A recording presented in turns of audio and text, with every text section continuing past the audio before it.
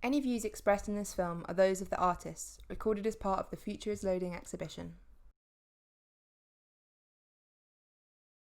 Hi, I'm Rudy Loewe. I'm a visual artist and artist educator. My pronouns are they, them. I work with different kinds of topics like Black history, colonialism, gender, sexuality, and how these themes can be looked at through painting, drawing, and printmaking.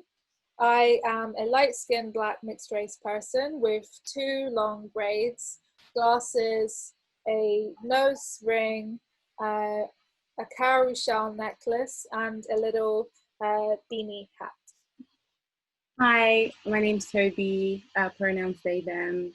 I'm an interdisciplinary artist. I work mostly with mediums around visual, in terms of like video and sound, in terms of poetry and singing, kind of incorporating harmonies into my work. A lot of my topics and themes revolve around healing, ancestral language, and just coming back to nature. So my description, image description, I am a dark-skinned Black femme with gold hair and a little tuft of a lock growing on the left side of my head. I'm wearing an abalone shell necklace. I have one earring in my right ear and two nose piercings, one in my septum and one in my actual nose, which is a circular ring, a spiral ring. And you have beautiful lipstick. Yes, a beautiful purple lipstick. Thanks, Rudy. We're having this conversation today alongside the Shape Arts exhibition, The Future is Loading, really just to talk about disability justice, you know, in this time of COVID-19 and the global pandemic.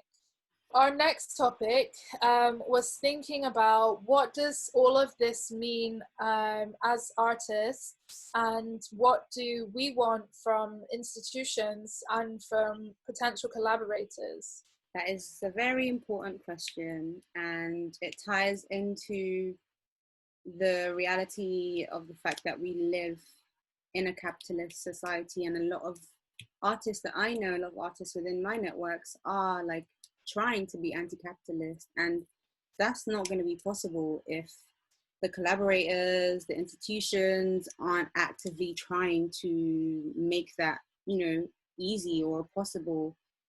What is it? What are the resources that, institutions have that they can afford to give away to people who might be artists but might not have access to all the things they need to fully, fulfill developing their works? Because that's the thing about art that I really appreciate and enjoy and try to remind people of, is the fact that art is for everybody. Like, it's accessible. It's supposed to be accessible to all.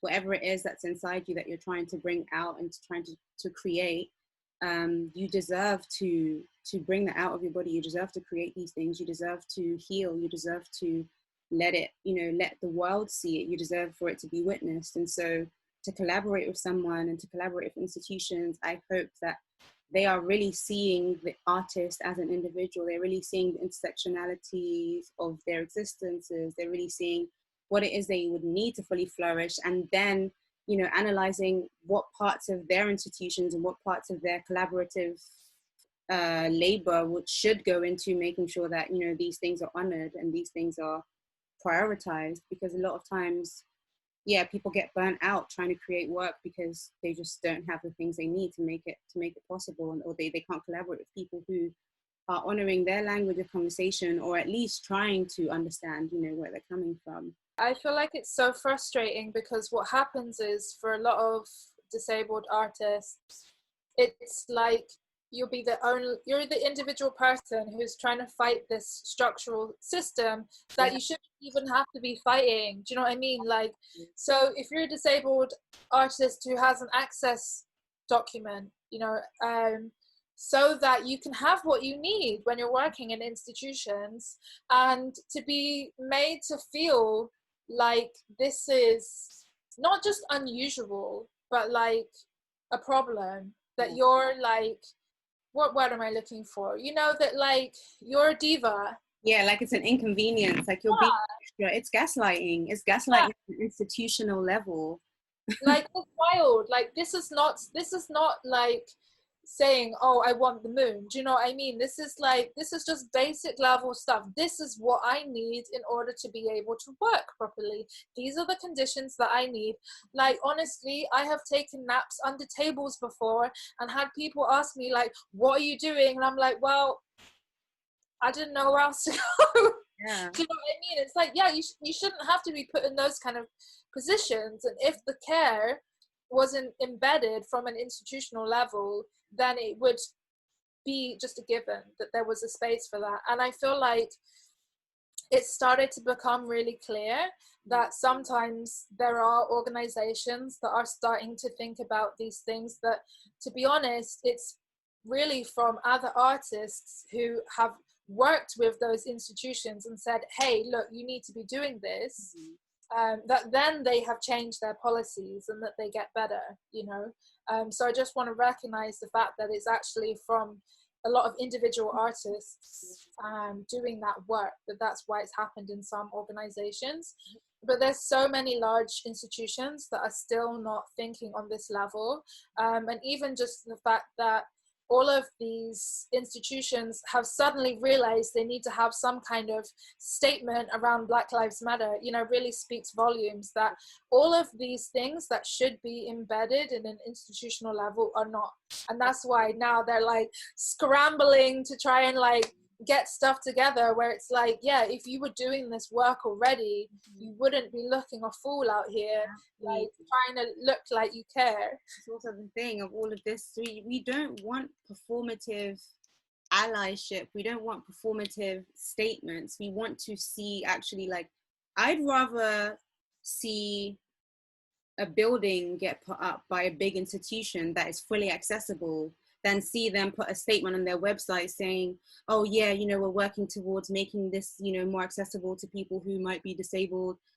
You know, that doesn't do anything for anybody. You know, there's a lot that words can do, but there's also sometimes when we don't need words, we need actual action, especially as Black people, especially as Black disabled people. These are some of the intersections that we're talking about. And these institutions also need to start thinking about how they will credit the people who are helping them create this transformation without then just absorbing it as something that, you know, they did all on their own. These things don't just, you know, you don't just like get inspired as an able-bodied person to make your work more accessible. Like some disabled person wasn't able to come to your event and then you were like, oh, I need to make sure I have, you know, someone who can do sign language at my events. You know, these are things, and you can just shout them out at your next performance, like, hey, you know, this wouldn't be possible without.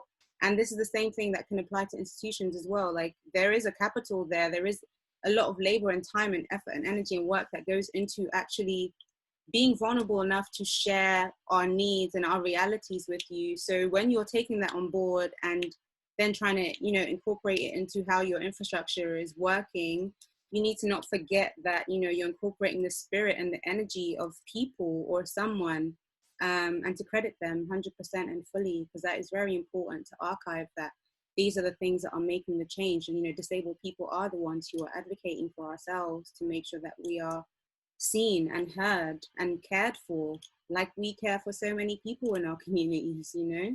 Absolutely. And I think also there's so many different levels. I mean, just I guess to go back to intersectionality, like for a lot of Black disabled artists who are already not, you know, statistically, who are not being paid as well as a Black artist, as a white artist would.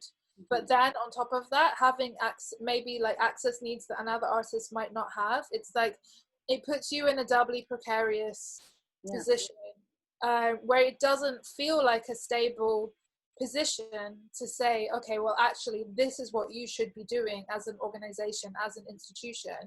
And it's so clear when it's an afterthought, because really it should be, you know, when you're making your funding bid, it should be already embedded in the funding bid that you are potentially going to need, you know, people to sign. You're going to need, do you know what I mean? You're going to need different kinds of resources, and it shouldn't be, oh, well, there's someone who needs this, so we now need to provide it. It should already be there because the fact is lots of people are not going to events because they know that they're not going to have what they need there.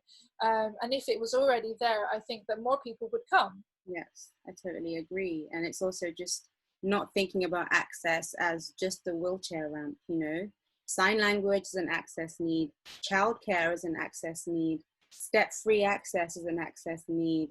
You know, sometimes not having scent in the space is an access need. So just really like maybe even the creation of these kinds of lists of, okay, where are the things that we are able to provide and where are the things we aren't able to provide, and how are we acknowledging that deficit in our own capacity and making sure that that doesn't then exclude people is so important. Because access, I wouldn't be able to tell you all of the access needs that, you know, exist in the world, because my disabilities again are just very varied from, you know, the person who has a disability that I know that lives next door. So it's never going to stop. It's not something that you're like, okay, cool, we have an accessible building now, so we've done everything we can. That's not how it works. You're gonna have to consistently and constantly think about these things. So even just creating a team, talking to other, paying disabled people to be consultants to help you create these more accessible spaces and more accessible events, and